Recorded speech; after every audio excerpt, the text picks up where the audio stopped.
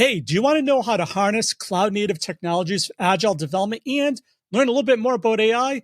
That's what we'll be talking about today with Ken. And if you don't know, Ken is a seasoned entrepreneur with a demonstrated history of leading successful technology driven ventures. His passion for innovation and relentless pursuit of excellence has been the driving force behind his storied career. With a deep understanding of technology and a keen eye for business opportunities, Ken has consistently created value for stakeholders across various technology sectors. And he has a bunch of experience in a bunch of different areas. So I'm really excited to have him on the show today. You don't want to miss it. Check it out. Hey, if your app is slow, it could be worse than an error. It could be frustrating. And one thing I've learned over my 25 years in the industry is that frustrated users don't last long. But since slow performance isn't sudden, it's hard for standard error monitoring tools to catch. That's why I think you should check out Bugsnag, an all-in-one observability solution that has a way to automatically watch for these issues, real user monitoring. It detects and reports real user performance data in real time so you can quickly identify lags. Plus, you can get the context of where the lags are and how to fix them. Don't rely on frustrated user feedback. Find out for yourself. Go to bugsnag.com and try it for free. No credit card required. Check it out and let me know what you think. Hey, Ken, welcome to the Guild. Hey, Joe, thanks for having me. Excited to be here today. Awesome. So before we get into it, just a little curious to know why cloud native? I know a few years ago it seemed to be all the rage. Is this something you still see larger enterprises trying to move to cloud native? Yeah, it's probably at a little bit of a different place in the hype curve now with AI being the more exciting new thing. But it's really, it's a really great concept. I got into this early on when people still kind of didn't really know what it was. Early on in my career, I started working with AWS, and they're still my favorite cloud platform. We're a partner at Revstar. And so we did the basics, right? The table stake stuff, setting up EC2 instances, RDS databases, and still doing a lot of our code deployment the same way we did on-prem. And so I was looking for, what are better ways to do this? You start to really dig into some of the services that they have, and obviously they've changed over time. But there's better ways to get the elasticity you need, the cost effectiveness that you want, that the cloud promised. And so I landed on we're going to start building things cloud native. And so I was doing this in my corporate job, and then I decided to go ahead and start Revstar, dive into it more full time, and we started building these types of solutions for many customers. Awesome. So before we dive into that, I failed to mention Revstar in the bio. So maybe a little shout out. What is Revstar? Why did you start it? What's it? A little bit more about what you all do. Yeah, so Revstar really started out as a side thing for me. So when I moved down here to Tampa, people found out I could code, and they asked me to do little side projects. So I started a company because it was the smart thing to do, right? So I did that for a number of years as a side hustle. Eventually, as I mentioned, I got really passionate about the cloud native technologies, and I was doing this stuff at work. And I said, there's not a lot of people out here that really understand this stuff. Everybody's still putting you on EC2 instances and just lifting and shifting you to the cloud. So I want to get out here and help people build new platforms cloud native or modernize existing platforms cloud native. So I got bit by the entrepreneur bug and said, I'm going to take this business that I have and go do this full time. Nice. So, in your journeys, why do most companies want to move to cloud native, or why is it such a push to go cloud native? There's a lot of different reasons. For me early on, and why it made sense in the side hustles that I was doing was I was doing a lot of work for startups, small businesses. We could get platforms built very quickly and very cost effectively, right? So when we're building on Lambda, you're paying, pennies per call to a microservice, nano service. We're able to set up, scripted environments. I know this is a DevOps podcast, right? So we're able to do, fully automated DevOps, have on-demand, test environments, just things that you can't do if you're deploying to servers, right? So the cloud native really makes sense from the cost perspective, the scalability. Once you set it up right, it's very elastic. We don't have to go back and re-engineer things all the time for customers. They scale pretty well from MVP to the full-on production product that they'll use for many years. So there's a lot of benefits, but for me early on, it was just how quickly could we spin up a solution? And for somebody that's on a budget, not spending tens of thousands of dollars a month hosting servers is, very cost effective. Right. Yeah. So are there any tips on how to set it up right? Because I've actually read articles of companies that went cloud native and then they decide to go back to, in-house servers and to save money. But it sounds like it may have been, maybe they didn't have it set up correctly. I don't know. I could be wrong, but any thoughts on that? Yeah, I think most people just take servers and move them to the cloud, which is not cheaper, right? Because you're paying, if I have a 10 core server on premise with 64 gigabytes of RAM, that's way more expensive on the cloud than I buy it once. And I'm paying this. So you start to put all these servers on the cloud, it's expensive. When we're building solutions, we're using serverless technologies, right? Things that aren't static running, um, you know, compute units. And so we're not paying for downtime, right? You're not paying for your server running overnight if it's not being used at night. So finding the right service, there's a lot of different services, right? They've evolved with time. Early on we did RDS, right, for database. Now they have serverless RDS, right, which can scale a lot. And when it's not being used, it's, a lot cheaper to run, right? So there's always things changing. So looking at what's the best managed cloud service for the workload that you're running is how you have to do it. It takes a little bit of intent to sit and go, okay, this particular thing that I want to do, I should run it with these technologies versus I'm just going to kind of build this big giant code base and go deploy it on a server and keep throwing hardware at it or virtual hardware at it as it scales. Nice. Now, earlier you mentioned, I think, three benefits of going to the cloud: scalability, flexibility, and I think you mentioned cost savings. So, how can cloud native solutions really help organizations to, respond quickly to changing requirements? Because with DevOps, developers need to quickly ship code quicker and faster with higher quality. How does this help them get there? So for us, I'll give you an example. A client came to us the other day and said, "I want to put facial recognition in my app." I didn't have to tell my team to go build something from scratch or go you know find some different third party libraries. AWS has a service, right? There's a cloud native service for it. We're able to spin that feature up quickly. And then, to me, the cost is pennies on the dollar from a maintenance perspective, right? Because if you build your own, you're always bug fixing or tweaking it. Libraries change, right? Where you're offloading a lot of that, development cost to them.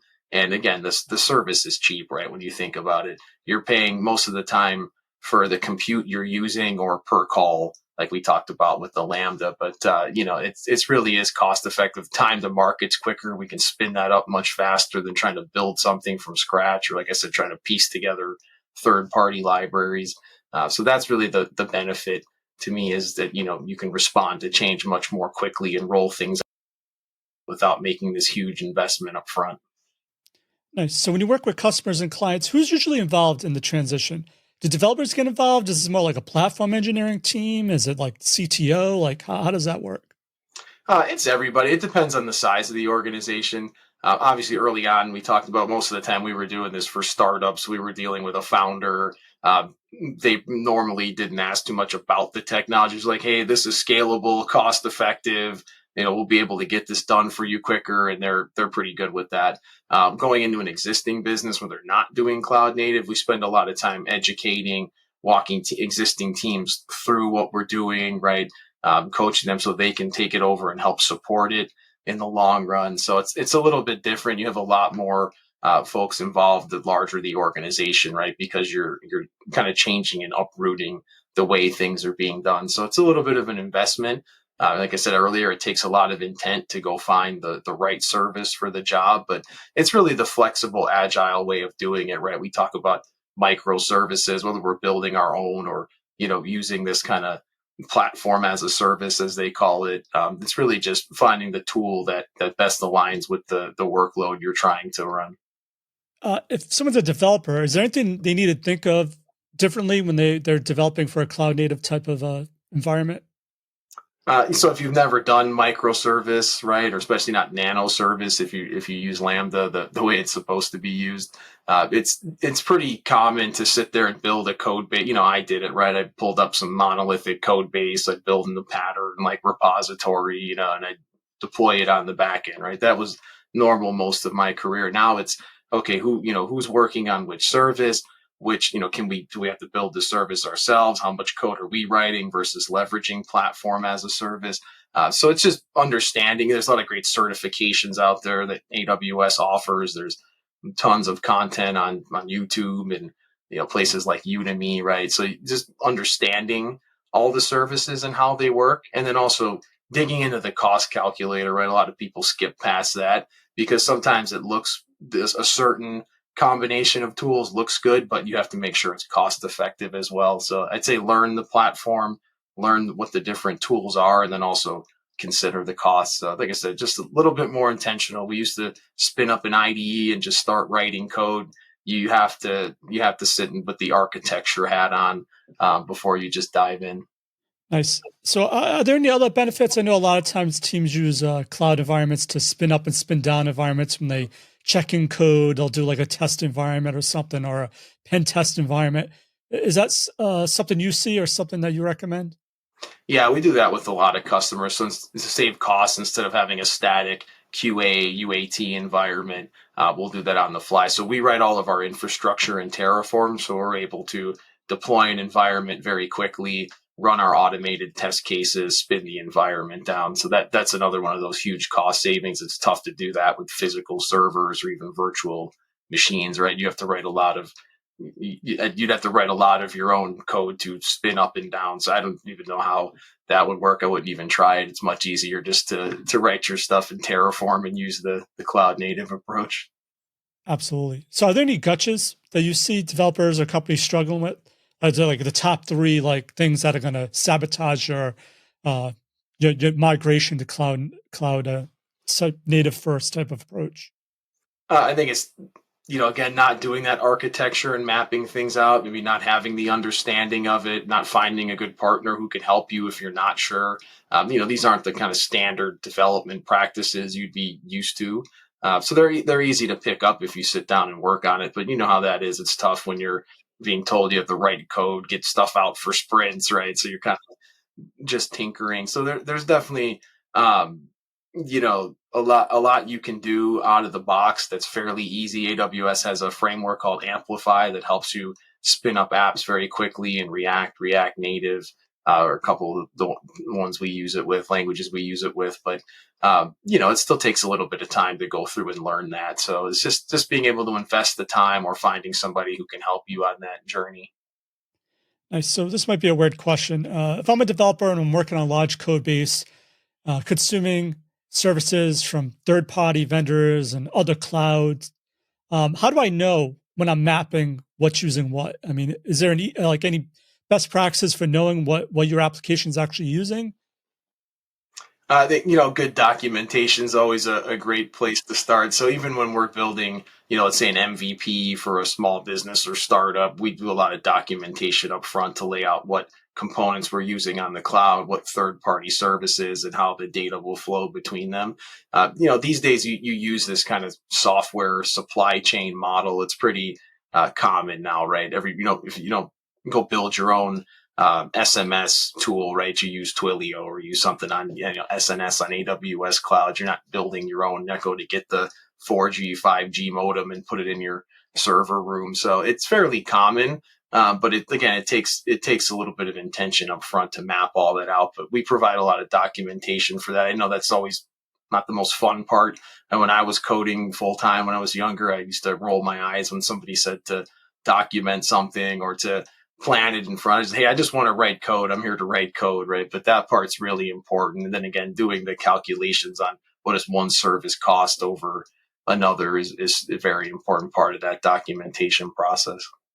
Nice. Now I know it's pretty rare, but I have seen it. If AWS goes down, do you recommend someone has like a backup, a different cloud provider that they could fail over to? Is that something common that you see? Again, that depends on your organization. So if you do multiple availability zones, in AWS, that gives you like 99 and 4 nines, right? If you do multiple regions, that gives you like 99 and 6 nines. If you need something above that, maybe you go multi-cloud, but that's not for everybody. It's expensive. It also makes it tough to do cloud native, right? Because if I write something on Lambda, I can't just go deploy that, in Azure functions. I'd say for most people, a good multi-region redundancy is plenty. I've never seen multiple AWS regions go down. You can set up your multi-region across numerous regions, but yeah, I have, in all transparency, I have seen a region data center go down. So, for maybe a couple of hours, it's never been a big deal for us, but that's also, you start to get into all this redundancy. It's expensive. So do I go to a, startup that's just getting out the gates and say, you need a 4 region redundancy that's going to cost you 4 times the amount of money? So you have to meet them where they're at too, and make recommendations. But yeah, I would say it'd probably be Armageddon before AWS entirely goes down. We'd probably be in a lot of trouble if that happens. But if you're a huge corporate enterprise and let's say you're a financial company that's processing transactions all day, you may want to have that level of redundancy, and you probably could afford it at that point. Nice. So when you work with a client, do you always just go with the AWS? Are there certain benefits of other cloud platforms? Is there a reason why you would choose AWS over another? Or is it just your personal preference? Yeah, we're an AWS partner. I like their platform the best. It has, I think, the best cloud native services. So for me as a cloud native guy, I'm able to do more with that platform than I am with others. Now they're catching up. Microsoft has a lot more cloud native components now. So does Google. And there's some things those do well. Like if you're really into open AI, obviously Microsoft is going to be your better partner. Google has some really great AI ML tools and big data tools, but pound for pound, AWS has the best services that we can use to help our clients, and I feel like they're always out ahead. They're always putting out new services and things that everybody else is trying to keep up with. So that's why we're strategically aligned with them. But I would say anybody who wants to build cloud native, I'm not going to be mad if you're doing it on Google or something else. I just hope that's a trend that continues and more people adopt it. Absolutely. So I know the answer is probably it depends, but if an organization is looking to move to the cloud, they already have existing like a monolith type of system. How hard is it to make that transition? Do you go in phases, or is it like a big bang? Or how does that work? Yeah, I'm not a big fan of big bang rewrites. I think they never work well. That's where that workload mapping we talked about earlier, I think really makes a big difference. So if you can find, a feature that you're looking to add, break that off into a micro or nano service and put that on the cloud, that's a great way to do it. You can go through and break up your code base and say, hey, I'm heavily updating these domains of my system. Let's move, those into microservices. So again, that's that intent and planning, right? It's tough if you take it and say, well, I'm going to sit here and just start doing cloud native without a plan or a roadmap. You're probably going to get frustrated. So that's my favorite approach. Start breaking things into microservices, move things that you can easily take and separate from the code base. They're not too intertwined and everything else. But nowadays with really having very separated front ends and back ends, it makes it a little bit easier. I'm probably dating myself a little bit, but I started out coding in like VB6 and Windows apps, and then I got into .NET, and we built these. Everything was all in one code base, but now you might have this monolithic back end and at least have a separate front end, so it makes it a little bit easier to decouple things and start pulling them out into services. Nice. So when Revstar goes in, do you see the skills that the company currently has? Because maybe you have old school developers, maybe they're not too hip with microservices or serverless computing. Is that something you see, or is that just something that's usually not a concern? That's one of those. It depends on the company, and you have to tread lightly there too, right? Because if you come in with all these radical ideas, people start to be like, "Oh my god, I don't want to adopt that," or what's going to happen to me, right? So, like I said, we spend a lot of time making sure we're tightly aligned on things that exist there. So I have one example. We do material front ends, and we work with a customer, and they like Bootstrap. They've used Bootstrap, so that's not our standard or our favorite these days. But if that's what they're comfortable with, why teach them this whole new CSS grid system, right? That that's just going to add a layer of friction. When the real win is we're trying to take a .NET desktop app and put it on the web, right? That's the more important part. So it's a little bit of a, I think one of those give and take situations. You have to make sure everybody's comfortable with the solution, and pick your battles on what's the really important win, which is getting things out of desktop apps into services and web front ends on the cloud. Awesome. So in your experience, from cost savings, is there like an average you normally see companies save? Is that depends again, but like, is that normal? Like 20% savings probably off the bat if you do it correctly or something like that. Yeah, I mean, just for some perspective, I can run an entire environment for a customer that's just starting out with a new platform for $500 to $700. It's tough to get a servers for that price, right? This is database, everything, so it's a much lower cost of entry. And then the scale is where you really save money. So we have customers that are doing lots of transactions that might be paying 2,500 a month, $5,000 on the high end. Where if they were running all their servers, you're spending 10 grand plus, right? Is a fairly normal spend. So there's some things I get you have to put on a server. It just is what it is. But having a bunch of custom applications that you're trying to scale, vertically with or even horizontally with hardware or virtual hardware, it starts to get expensive. So we can, if you have, let's say you have this really like ugly long running task that runs all the time, eats up a lot of memory, eats up a lot of CPU, and you just keep going in there, and the more data that gets in there, it's on a server, so it's not very elastic, and so you're constantly adding CPUs and memory to your web server and your and your database server. It starts to add up, right? And so then you go, okay, I'll get into scaling. Well, now I want to manage this scaling myself with load balancing on the servers, right? It's just more of a management overhead to that, right? Where we can put that on a Fargate, the Fargate ECS and Fargate instance, and set up auto scaling. So it'll take care of itself. When it's not running, it'll scale back down. I don't have to go in the machine and change the CPU. So that's where the real savings is. I mean, you can save quite a bit. Exact numbers depend, but when you start to think about what you're paying for the time you're not running this stuff and no one's going in there and changing the resources, it adds up pretty quickly. It's like in something like that though, could auto scaling hide a potential performance issue? I don't think just scaling infinity is going to solve all performance issues. There's going to come a point where it just crashes, I would assume.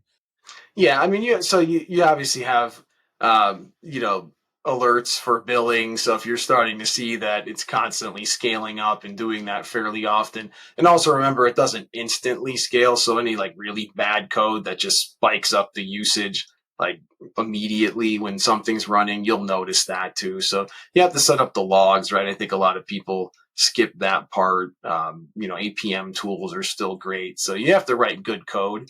But it definitely helps when you have these like, hey, we have a SaaS product. We ran a marketing campaign today and got flooded with new users. I didn't have to go and like add more RAM and CPU to my server, add another server into my farm because my marketing team came to me and said they want to run a campaign today. I think that's where the real, I think, secret sauce is. But yeah, you have to write good code. There's no I think amount of hardware or cloud native magic you can throw at really bad code. Right.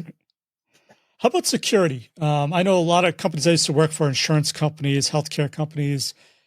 Are there extra things you need to keep in mind from security wise when you go cloud native, or is there just a different mindset? Yeah, I mean, you have to do the normal stuff, right? Have your firewalls and make sure you're segmenting your different components into, networks. You don't want to have, poor access control, right? So having using like an AWS, use your IAM to make sure your role-based access control is solid. So you do that kind of stuff. Where the I think the cloud native helps is, especially if you're using things like Lambda, where you don't have static running servers. There's nothing really to hack, right? In that case, I'm not able to get into this server. It runs only when it's executing. It's a lot harder. I'm not a hacker, so I'm sure somebody might be able to figure it out, but it's a lot harder, right? To do that. These are just, by nature, more secure than, I think, letting a server sit there and run, right? And the other nice thing is you're offloading some of this responsibility to Amazon, right?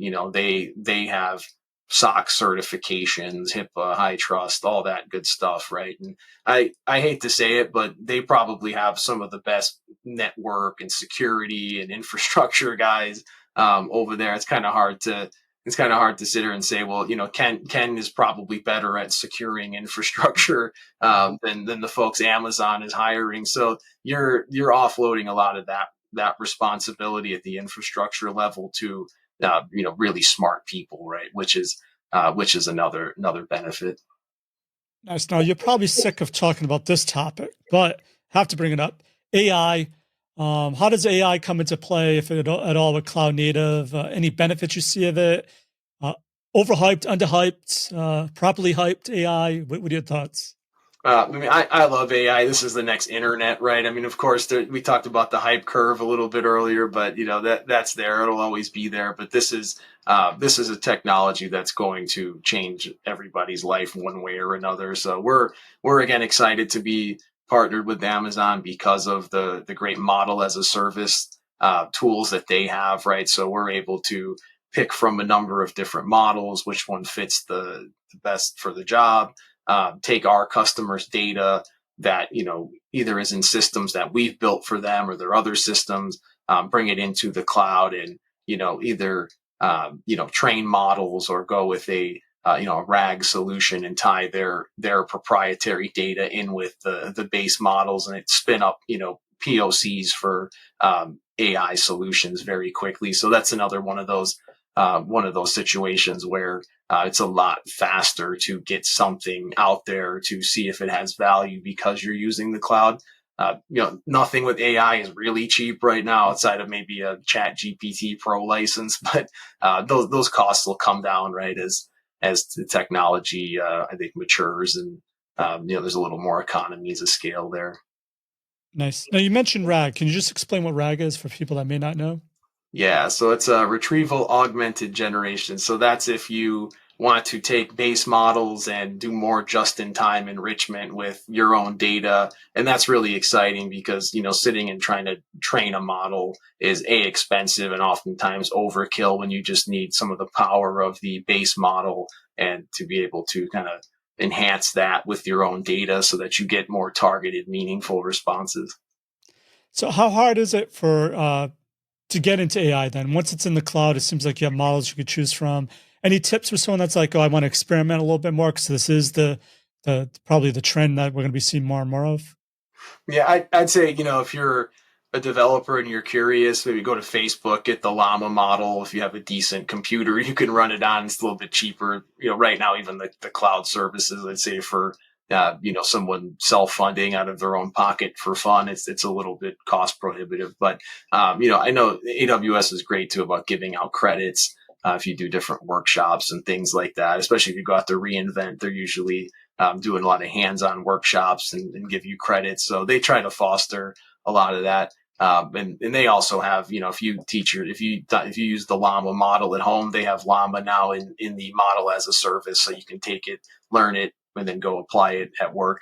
I'd say, that's probably the best first start. Tinker with it on your own. But it's, there's a lot of good information out there. I think everybody is curious about this and is trying to help put out information. I know me and a friend of mine were starting a side thing, doing some online courses and workshops and webinars. We're trying to help out and kind of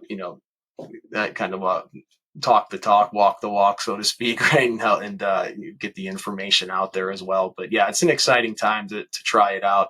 And there's a lot of ways you can do that.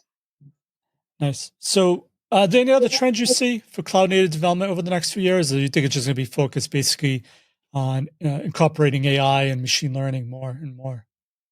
I think just how many things as new tech comes out and trends, how many things can we take and put as components that everyone can use, right? So I think it's hard to say. I mean, we have IoT, cloud native services, AI. So, I think anytime something new comes out, there'll be some service popping up. And that's why I love AWS. They're usually way out ahead of that. When everybody was talking about, just OpenAI and Chat GPT, they're in the background building these great model as a service offerings where I can get access to different models and not just one. So I'm excited to continue to be partnered with them, and I think they'll stay on the forefront of that. But yeah, it's hard to guess. They'll have cloud native quantum computing once that's cheaper and a little more mature. But yeah, and anything that comes up, I see them staying on top of it and making sure there's a good offering out there. Awesome. Okay, Ken, before we go, is there one piece of actual advice you can give to someone to help them with their DevOps cloud native efforts? And what's the best way to find, contact you, or learn more about your company? I'd say if I'm starting out, learn Amplify on AWS. You don't have to be a DevOps expert. You can build Lambda, you can write apps and deploy them on the cloud all from your own console. You don't have to, go write Terraform scripts and do all that. So I'd say Amplify is a great place to start if you're interested in AWS. If you want to get into AI, they have Bedrock Studio. You can build directly on the cloud now, an AI solution. But like I said, it's a little bit cheaper if you want to just play around on your own on your computer at home. But that's what I would say. Start there. Start with the basics. Understand how to get your code written in micro nano services and get it out into the cloud. So it's revstarconsulting.com. That's the easiest way to find me. You can also look me up on LinkedIn, Ken Pomella. I'm the only one that comes up, so I'm easy to find. Remember, latency is the silent killer of your app. Don't rely on frustrated user feedback. You can know exactly what's happening and how to fix it with Bugsnag from SmartBear. See it for yourself. Go to bugsnag.com and try it for free. No credit card required. Check it out. Let me know what you think. And for links of everything of value we covered in this DevOps Toolchain show, head on over to testguild.com/P145. So that's it for this episode of the DevOps Toolchain show. I'm Joe. My mission is to help you succeed in creating end-to-end full-stack DevOps toolchain awesomeness. As always, test everything and keep the good. Cheers. Hey, thanks again for listening. If you're not already part of our awesome community of 27,000 of the smartest testers, DevOps, and automation professionals in the world, we'd love to have you join the fam at testguild.com. And if you're in the DevOps automation software testing space, or you're a test tool provider and want to offer real-world value that can improve the skills or solve a problem for the Guild community, I'd love to hear from you. Head on over to testguild.info and let's make it happen.